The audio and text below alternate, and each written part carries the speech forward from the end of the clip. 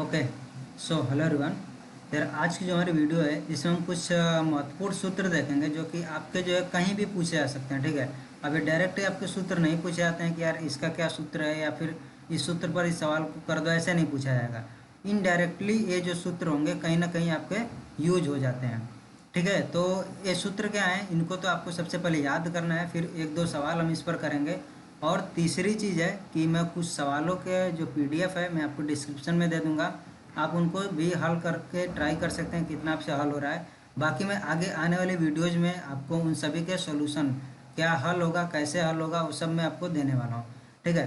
तो वैसे तो ये जितने भी सूत्र हैं आपने पढ़े होंगे कि यार ये इसका क्या सूत्र है, ए धन बी का जो है पूर्ण वर्ग का, ए ऋण बी का पूर्ण वर्ग का, फिर एक कोष्टक में ए धन बी, दूसरे में ए ऋण बी, और फिर ए धन बी का जो है पूर्ण घन और ए ऋण बी का पूर्ण घन, ये सब सूत्र आपने पहले भी पढ़े होंगे। ठीक है।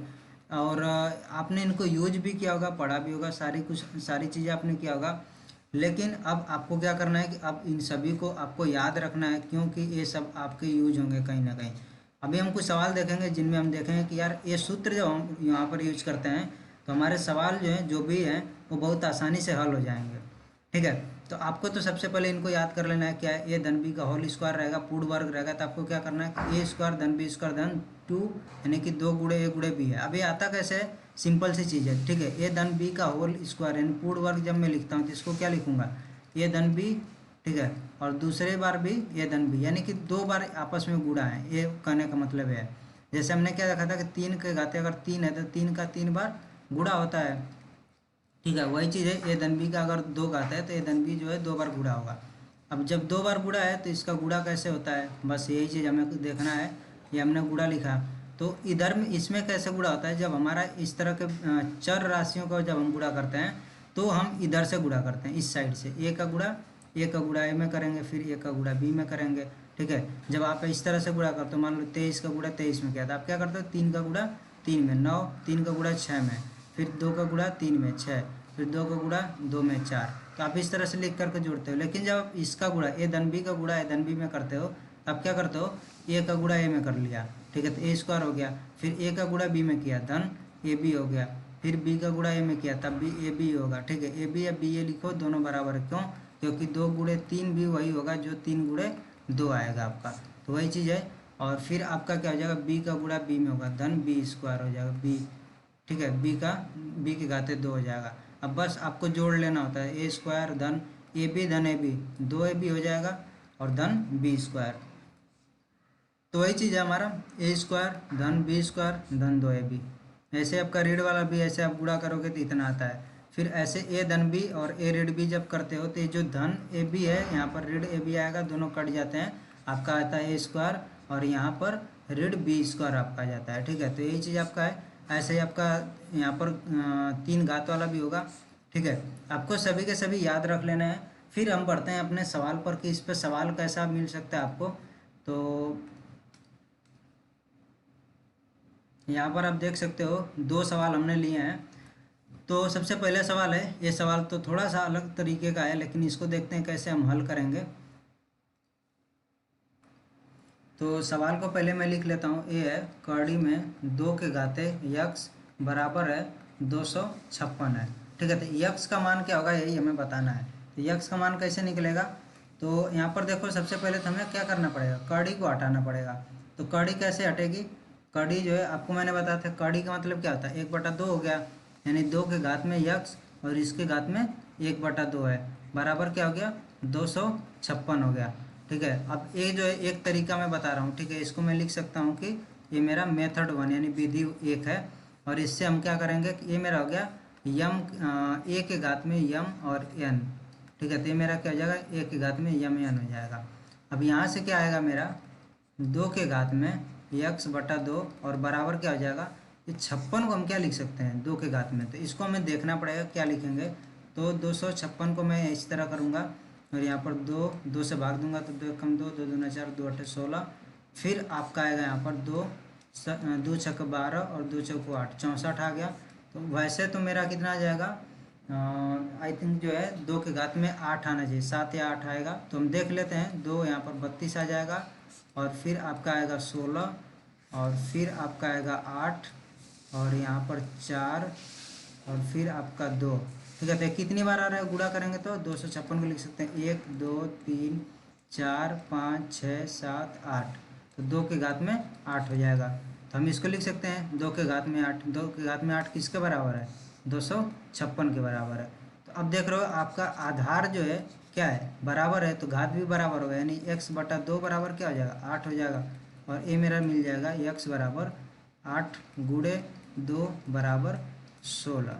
ठीक है, तो एक तो हमारी एक विधि होगी। दूसरी विधि क्या होगी, आपको इस तरह दिया है 2 के घात में x है बराबर 256 है। आपको क्या करना है, कड़ी हटाने के लिए सबसे पहले तो कड़ी हटाना पड़ेगा। तो कड़ी हटाओगे तो क्या हो जाएगा, क्यों कैसे हटेगा, दोनों तरफ का वर्ग करो। ठीक है, दोनों तरफ का वर्ग करोगे तो 2 के घात में x और ये बराबर 256 गुणे 256 हो जाएगा, क्योंकि दोनों तरफ का वर्ग किया हो। अब देखो जब भी हम कड़ी का गुणा कड़ी में करते हैं, यानी सेम संख्या, यानी कड़ी में 2 गुणे कड़ी में 2 करेंगे तो कड़ी हट जाती है। बस यूँ ये मान लो।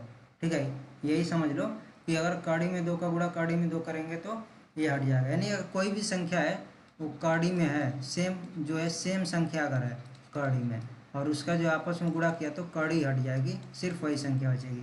अब ये होता कैसे है, देखो कड़ी का मतलब क्या होता था 1/2 और गुणे 1 के घात 1/2। तब ये जो है आधार क्या है, ये जो है 1 के घात में 1/2 गुणे 1 के घात में 1/2। तब क्या हो जाएगा, 1 के घात में 1/2 धन में 1/2। ठीक है, तो अब 1/2 धन 1/2 कितना हो जाएगा, 1 हो जाएगा। तो 1 के घात में 1 बराबर ए हो जाएगा। तो यहीं से आपका ए आता है, यानी कि ये 2 के घात में x हो जाएगा। अभी हमने देखा था इसका मान क्या आया था, 2 के घात में 8 आया है, इसका भी मान तब 2 के घात में 8 होगा। अब फिर क्या हो रहा है, यहाँ पर दोनों का आपस में गुणा हो रहा है, तो ये मेरा क्या आ जाएगा, 2 के घात में 8 धन 8 बराबर 2 के घात में 16। तो ये मेरा हो जाएगा 2 के घात में x। तो 2 के घात में x बराबर 2 के घात में 16, आधार बराबर तो घात भी बराबर, तो ये मेरा आ जाएगा x बराबर 16। ये दूसरी विधि आपकी है। ठीक है, तो इस तरह से आप सवाल को हल कर सकते हो। अब देखते हैं कि हमारा अगला सवाल क्या है। अगला सवाल हमारा वह संख्या जिसका वर्ग इतना और इतना के वर्गों के अंतर के बराबर है। ठीक है, तो बोल क्या रहा है, इसको हम समीकरण बना करके हल करेंगे। बोल रहा है वह संख्या जिसका वर्ग, यानी संख्या अगर मेरी x है तो x का वर्ग क्या है, 75.15 और 60.12 के वर्ग के अंतर के बराबर है। यानी कि बोल रहा है 75.15 के वर्ग और 60.12 के वर्ग के अंतर के बराबर है। ठीक ठीक है, तो संख्या पूछा, संख्या क्या होगी, तो इसी को आपको हल करना है। अब देखो हम इसको हल करेंगे कैसे, इसको हल करने के लिए देखो, अब एक तो है कि भाई आप जब बैठ करके क्या करो, 75.15 और 75.15 का आपस में गुणा करो, यानी वर्ग निकालो जो आएगा, उसमें से फिर क्या करना, 60.12 का 60.12 में गुणा करके इसको घटा देना। ठीक है, तो आपका आ जाएगा उत्तर जो आएगा, फिर उसका आप क्या करना, वर्गमूल निकालना पड़ेगा, क्योंकि इधर 2 घात है। एक तो ऑप्शन ए है। दूसरा ऑप्शन क्या है कि हम क्या करें, अभी हमने देखा था कि अगर ए स्क्वायर ऋण बी स्क्वायर है तो हम उसको क्या लिख सकते हैं, ए धन बी, और एक कोष्टक में दूसरे में ए ऋण बी। बस यही चीज़ हमें यूज करना है। ठीक है, अगर ये इतना लिखा है कहीं ए धन बी ए ऋण बी, तो आप उसको इस तरह लिख सकते हो, और अगर ए सी लिखा है तो इसको इस तरह भी लिख सकते हो। तो यानी कि क्या हो जाएगा मेरा 75.15 धन में 60.12, एक कोष्टक में, दूसरे में 75.15 ऋण 60.12, ये दूसरा कोष्टक में होगा। अभी भी किसके बराबर है, यक्स स्क्वायर के बराबर है। ठीक है, एक बार सवाल को पढ़ लेते हैं। सवाल यही है, वह संख्या जिसका वर्ग इतना और इतने के वर्ग के अंतर के बराबर है। ठीक है, तो अब आ जाते हैं सवाल पर। संख्या का वर्ग किया, इसके इसके बराबर है। अब हमें क्या करना है, इन दोनों को जोड़ लेंगे, तो जोड़ेंगे तो आएगा 7.2.5 और 7 और 6 कितना हो जाएगा आपका 13 हो जाएगा। ठीक है, तो इतना हो गया। गुणे में क्या आ जाएगा हमारा, इसमें से इसको घटाओ तो क्या आ जाएगा 3 0 दशमलव और ये हो जाएगा आपका 15, यानी 15.03 हो गया। अब इनका आपस में गुणा करेंगे, गुणा करके इसका हम क्या करेंगे, वर्गमूल निकालेंगे, तब जो हमारा हल होकर के आ जाएगा x का मान क्या होगा। अब देखो, इसको तो आपको हल करने के लिए एक ऑप्शन आपके पास है कि आप पूरा का पूरा गुणा करो फिर उसका वर्गमूल निकालो, ठीक है। दूसरी चीज़ हमारे पास क्या है, अगर मैं इसको लिखता हूँ यक्स बराबर, तो क्या आ जाएगा मेरा 135.27 गुणे में 15.03, ठीक है। अब इसके घात में क्या आ जाएगा 1/2, यानी कि इसका वर्गमूल निकालना है, कहने का मतलब ये है। अब मैं इसको क्या बोल सकता हूँ कि इस पर भी 1/2 आ सकता है, 135.27, और इसके घात में 1/2 गुणे में 15.03 के घात में 1/2, यानी कि इसका वर्गमूल और इसका वर्गमूल हमें निकाल करके गुणा करना है। अब एक तो एक भाई, आप जो पूरा का पूरा वर्गमूल निकालो फिर आप उसका गुणा करो, तो वो तो ठीक है, एकदम आपको एग्जैक्ट आंसर मिलेगा, एग्जैक्ट उत्तर मिलेगा। लेकिन अगर मान लो कि यहाँ पर मेरे विकल्प ऐसे कुछ दिए हैं, एक का विकल्प है ये 40, दूसरा है मेरा 50, तीसरा है 45.09, ठीक है। इसको मैं बोल देता हूँ 07, और कुछ यूँ बोल देता हूँ 05, और चौथा मैंने बोल दिया कि मेरा है 60.55। तो अब क्या बोलोगे कि कौन सा उत्तर होगा, तो हमें ऐसे जब चीज़ मिलेगी, ऐसे विकल्प मिलेंगे जिनके बीच में बहुत ज़्यादा का अंतर हो, ठीक है, तो हम क्या करेंगे, हमें पूरा का पूरा हल नहीं करना है, हम क्या करेंगे लगभग लगभग सबका मान लिखेंगे। तो 135 का वर्गमूल कितने के बराबर होगा, तो आपको जो है वर्ग मैंने बताया था यार, आप वर्ग याद कर लेना, आपको आगे जो है मदद करेगा। आपने अगर याद किया होगा तो एक किसके करीब में आ रहा है, आप अगर आप जो 11 का करोगे तो 121 आ रहा है, और 12 का करोगे तो 144 आता है। तो 144 और 135 लगभग लगभग आप एकदम पास में है, ठीक है। आप इसको बोल सकते हो कि एकदम पास में है। या फिर अगर आप 11 भी लेते हो, और जो 15 है एक इसके एकदम पास में है, 4 का वर्ग के, यानी 4 का वर्ग आपका 16 होता है, 15 और 16 बहुत ज़्यादा अंतर नहीं है। मैं इसको लिख सकता हूँ कि लगभग लगभग 4 के बराबर है। और इसको आप लिख सकते हो कि यार ये तो या तो आप 11 कर लो, या फिर आप जो है इसको 12 लिखो, ठीक है। तो अगर आप 12 लिखते हो तो कितना आएगा, ये देखो 12 लिख रहे हो, लेकिन 12 क्या है कि अधिकतम वैल्यू लिख रहे हो, ये भी क्या है अधिकतम वैल्यू है, इससे ज़्यादा तो नहीं हो सकती। यानी कि अगर आपने 12 लिख दिया यहाँ पर, तो इससे ज़्यादा तो कभी होगा ही नहीं। अगर इतना भी एग्जैक्ट आपका उत्तर आ रहा है तो भी गलत होगा।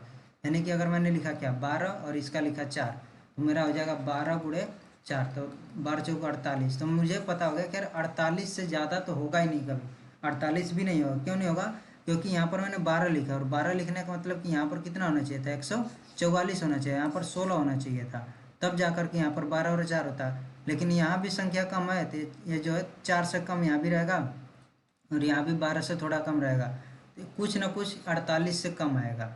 अब 48 से थोड़ा सा कम कहाँ पर है, एक 45 है और एक 40 है, तो 40 नहीं होगा, 40 ज़्यादा कम हो जा रहा है, ठीक है, ठीक है। और 45 जो इसके लगभग लगभग पास में है।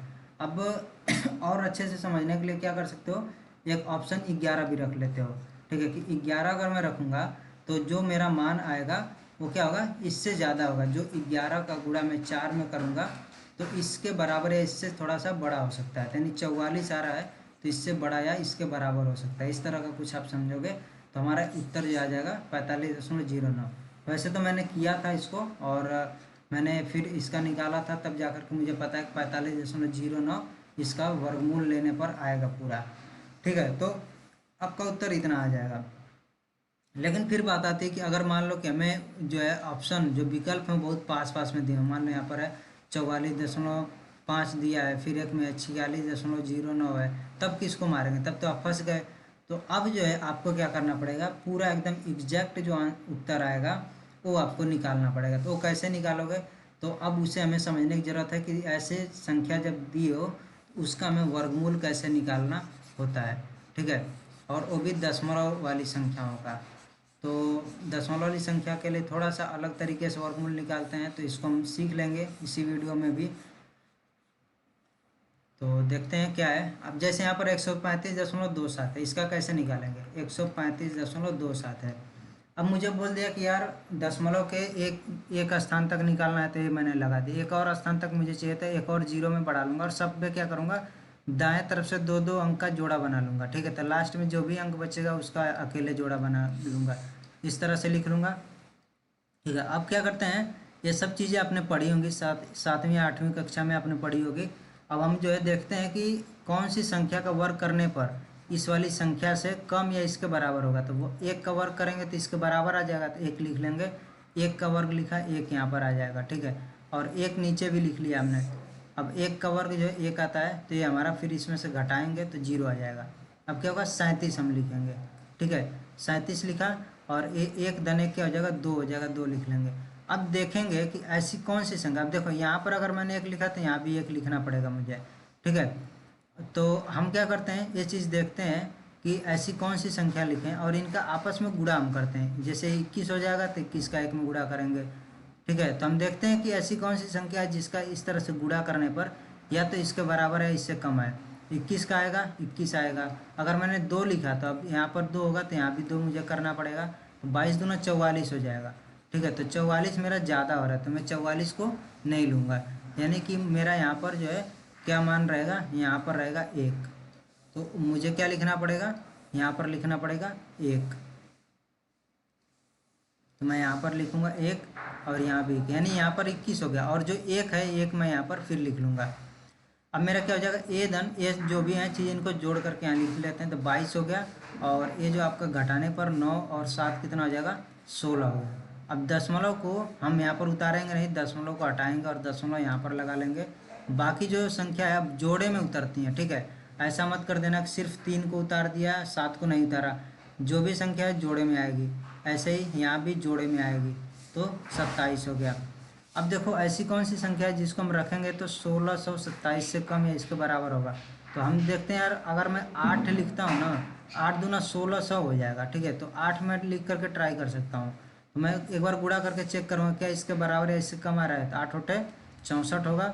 8 दूना 16 और 6 22, 8 दूना 16 और 2 18, ये तो ज़्यादा हो गया मेरा, तो ये नहीं लेंगे हम, ठीक है। तो हम क्या करेंगे, यहाँ पर 7 लिख लेंगे। यहाँ पर हम क्या कर सकते हैं, या तो 7 लिख लेंगे या फिर जो है और चेक करेंगे ऐसे ही। तो यहाँ पर मेरा अब क्या हो जाएगा, मैं एक बार फिर चेक करूँगा कि मेरा ये तो 8 नहीं होगा, तो 8 यहाँ पर हटा दिया, और मेरा यहाँ पर 2 रहेगा। अब मैं 7 को चेक करूँगा, तो 7 मेरा क्या हो जाएगा, 7 7 49 हो जाएगा, 4 हो गया, 7 दूना 14 4 18 हो गया, और 7 दूना 14 1 15। तो मेरा 7 वाला चल जाएगा, ठीक है। तो यहाँ भी मुझे क्या लिखना पड़ेगा, 7। अब मैं इसको घटा लूँगा, ठीक है। तो मुझे ज़्यादा ज़रूरी चीज़ नहीं है, बस मैं यहीं पर आकर के रुक जाऊँगा और मैं बोल दूँगा इसका जो है वर्गमूल 11.7 हो गया। इसको मैं लिख लूँगा एक जगह 11.7। अब एक अंक और आगे निकालना है तो जीरो जीरो को भी उतार सकते हो, ठीक है। घटाने के बाद जो आएगा वहाँ पर फिर जीरो जीरो और एक अंक और बढ़ा सकते हो, लेकिन अभी हम एक अंक तक बस निकालें। अब फिर क्या है कि 15.03 का आपको निकालना है, तो इसको निकालेंगे कैसे, तो यहाँ पर मैं थोड़ा सा मिटा दूंगा सभी चीज़ों को। तो यहाँ पर 15.03 है मेरा, तो इसको भी लिख लेंगे 15.03। अब यहाँ पर फिर हम जोड़ा बनाते हैं, ठीक है। तो मुझे एक अंक तक चाहिए, तो मैं बस दशमलव के बाद एक अंक तक रखूँगा। अगर मुझे एक और अंक तक चाहिए तो 2 अंक तक का मैं बढ़ा लूँगा इधर। और देखते हैं 15 से कम या फिर इसके बराबर कौन सी संख्या का वर्ग मुझे मिलेगा। तो 4 का तो आपको पता है 16 हो जाएगा, जो कि ज़्यादा हो जाएगा। तो मुझे कहाँ पर आना पड़ेगा, 3 पर आना पड़ेगा, और 3 का वर्ग क्या हो जाएगा, 9 होगा। 3 का वर्ग मैंने लिखा है यहाँ पर 9, और मेरा यहाँ पर क्या आ जाएगा, 6 आ जाएगा। जो संख्या हम ऊपर लिखते हैं वही यहाँ पर लिख लेते हैं, ठीक है। इनका क्या करते हैं, इनको आपस में हम जोड़ लेते हैं। यहाँ पर 3 और 3 6 हो जाएगा, और 3 का 3 में गुणा कर लेते हैं और वो चीज़ यहाँ पर लिख लेते हैं, ठीक है। यानी जैसे आपने क्या रखा था, 21 का गुणा आपने एक में किया था, जो आया था यहाँ पर लिख लिया था, बाकी फिर इनको जोड़ करके नीचे लिखा था, ठीक है। तो वही चीज़ हमें करना है। अब यहाँ पर देखो दशमलव है, दशमलव नीचे नहीं उतरेगा, यहाँ पर आ जाएगा, दशमलव हट गया। अब क्या उतरेगा, जो जोड़े में पूरी संख्या है 603 होगी। अब मुझे क्या देखना है कि अगर मैं एक लिखता हूँ तो 61 होगा, ठीक है। अगर मैं यहाँ पर 2 लिखता हूँ तो क्या हो जाएगा, ये मेरा हो जाएगा गुणा करने पर कितना आएगा, 2 दूना 4 और 6 दूना 12। तो अभी बहुत कम है, तो मैं यहाँ पर कोशिश करूँगा 5 रख के देखने की, ठीक है। तो मैं 5 रखता हूँ, तो 5 पचे 25 होगा, 5 छके 30 और 2 32, अभी भी बहुत कम है। तो मैं क्या करूँगा ना, मुझे पता है यार कि यहाँ पर जो संख्या होगी इसी का इसमें गुणा करना है। तो यहाँ पर 60 है ना, तो मैं क्या रखूँगा कि 7 6 उठे 48 हो जाएगा। तो मैं लगभग 8 रखूँगा या फिर 9 रखूँगा। तो 8 रख के पहले चेक करते हैं कि 8 रखने के बाद यहाँ पर क्या संख्या आती है गुणा करने के बाद। तो यहाँ पर 8 हो गया, यहाँ पर भी 8 हो गया, तो 8 होटे 64 हो जाएगा, हासिल 6 मिलेगा मुझे। और 8 छक 48 और मेरा कितना मिला था, 6 मिला था, तो मेरा हो जाएगा 54। ठीक है, तो आप देखो अभी कितना मिल रहा है मुझे यहाँ पर है। अब मैं अगर सपोज करो कि यहाँ पर मैं 8 की जगह 9 रख देता तो क्या होता, 9 9 81। ठीक है, ये चीज़ यहाँ पर मेरी रहेगी, 9 9 81 हो गया, हासिल 8 हो गया, और 9 और छक्का 54 और 8 मेरा कितना हो जाता, 62 हो जाता। तो ये आप देख रहे हो कि ज़्यादा हो गया, तो इसलिए हम क्या करेंगे, 9 को नहीं लेंगे, हम किसको लेंगे, 8 को लेंगे। तो यहाँ पर मेरा हो जाएगा 8 का गुणा। ठीक है, 3 का गुणा करेंगे, 8 होटे 64 और 8 छक्का 48 और 5 54, और ये मेरा 8 8 16 हो जाएगा, और 6 और 1 7 76 हो गया। ठीक है, तो आप यहाँ पर लिख लोगे 8 बार यहाँ पर गया, तो इसका मतलब मैं एक अंक तक बस निकाल रहा हूँ, तो 3.8 हो गया। तो बस आपको गुणा करना है 11.7 का 3.8 में। तो जब आप गुणा करोगे ना तो आपका लगभग लगभग कहाँ पर आएगा, 45.09 के करीब में आएगा। ठीक है, तो मैं भी एक बार इसको अपने कैलकुलेटर में कर लेता हूँ, क्योंकि वैसे गुणा करेंगे थोड़ा सा टाइम लगेगा। तो 11.7 का गुणा 3.8 में किया तो 44.46 आ रहा है।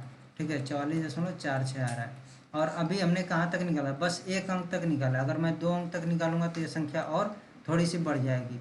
ठीक है, 2 अंक तक इसको भी निकालूंगा, थोड़ी सी और बढ़ जाएगी। तो इस तरह से हम करके जो है, जब दशमलव वाली संख्या होती है उसका वर्गमूल निकालते हैं। तो ये देख रहे हो कि कितना लंबा है, थोड़ा सा इसमें टाइम लगता है। तो इसलिए जब हमें ऐसी चीज़ें दी हों कि यार हमें बस लगभग लगभग में चीज़ें पता करनी हो, तो हम देख लिए थे कि कैसे आपको पता करना है। और अगर आपको एग्जैक्ट वैल्यू चाहिए, एग्जैक्ट क्या मान होगा, तो आपको इस तरह से जो है वर्गमूल निकालना पड़ेगा। ठीक है, तो ये था जो है आपके 2 सवाल, और महत्वपूर्ण जो सूत्र थे आपने देख लिए कि क्या क्या थे। अब जो है हमारा एक रहेगा पीडीएफ। ठीक है, उसमें बहुत सारे सवाल आपको मिलेंगे, आप उनको ट्राई करना, और फिर बाद में जो है हम थोड़ा थोड़ा करके उन सभी सवालों को देखते भी रहेंगे। और वो जो है इसलिए बहुत ज़्यादा इम्पोर्टेंट है क्योंकि इसमें अच्छे अच्छे सवाल हैं, अलग अलग चीज़ें हैं जो भी अभी तक आपने पढ़ी है उससे जो है रिलेटेड जो भी चीज़ें हैं हम उसमें देख सकते हैं। ठीक है, तो फिर मिलते हैं नेक्स्ट वीडियो में। तो सवाल भी ज़रूर सॉल्व करना है, पीडीएफ का लिंक आपको डिस्क्रिप्शन में मिल जाएगा।